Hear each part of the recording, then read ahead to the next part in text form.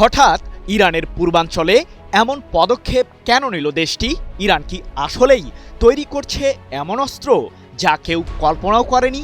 ইরানের ক্ষেপণাস্ত্র কেন্দ্রগুলোর ভেতরে কি চলছে? ইসরায়েল কি তাহলে অনেক দেরি করে ফেলল? কারণ জানা গেছে ব্যালিস্টিক মিসাইলের হামলার ক্ষমতা আরও বৃদ্ধির জন্য ওয়ারহেডে ভিন্ন ধরনের বিস্ফোরক ভর্তি করছে ইরান। এই অপ্রচলিত ওয়ারহেডের রহস্য আসলে কি? ইসরায়েলে হামলা চালালে কেমন ক্ষতি হতে পারে? ইসরায়েলের বিরুদ্ধে আরেকটি যুদ্ধের জন্য ব্যাপক প্রস্তুতি নিচ্ছে ইরানের সর্বোচ্চ প্রতিরক্ষা বাহিনী আইআরজিসি। শত্রুর বিরুদ্ধে দূরপাল্লার মিসাইলকে আরও শক্তিশালী করার জন্য এবার নতুন পরিকল্পনা হাতে নিয়েছে তেহরান। এরই মধ্যে সেই পরিকল্পনা অনুযায়ী কাজও শুরু করেছে আয়াতুল্লাহ আলী খামেনির দেশটি। প্রশ্ন হলো, কি সেই পরিকল্পনা?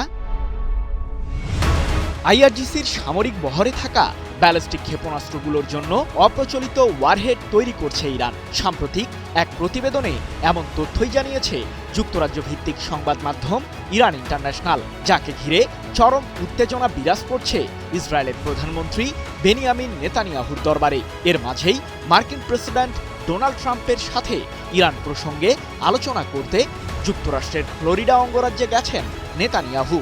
যে কোনো সময় আবারও শুরু হবে ইরান ইসরায়েলের নতুন যুদ্ধ, এমন শঙ্কাই জানিয়েছেন সমরবিদরা।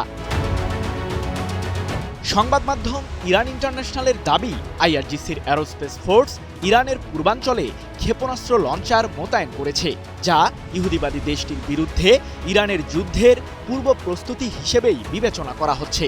জানা গেছে দূরপাল্লার ওই ব্যালিস্টিক ক্ষেপণাস্ত্রগুলোর জন্য নতুন এক ধরনের অপ্রচলিত ওয়ারহেড তৈরি করছে ইরানের বিজ্ঞানীরা, যাতে থাকবে রাসায়নিক ও জৈবিক পদার্থ দিয়ে তৈরি বিস্ফোরক। সংবাদ মাধ্যম ইরান ইন্টারন্যাশনাল আরও জানিয়েছে যে ইসরায়েলের বিরুদ্ধে বৃহৎ আকারের সংঘাতের পূর্বাভাস পেয়েছে আইআরজিসি, যার কারণেই মূলত ইরানের সর্বোচ্চ এই প্রতিরক্ষা বাহিনীটি যুদ্ধের জন্য এমন সক্ষমতা তৈরি করছে যা তেহরানকে বহিঃশত্রুর আক্রমণ থেকে রক্ষার প্রধান পরিপূরক হিসেবে কাজ করবে। প্রশ্ন হলো, তাহলে কি ইরান পারমাণবিক বোমার বিকল্প অস্ত্র তৈরি করছে?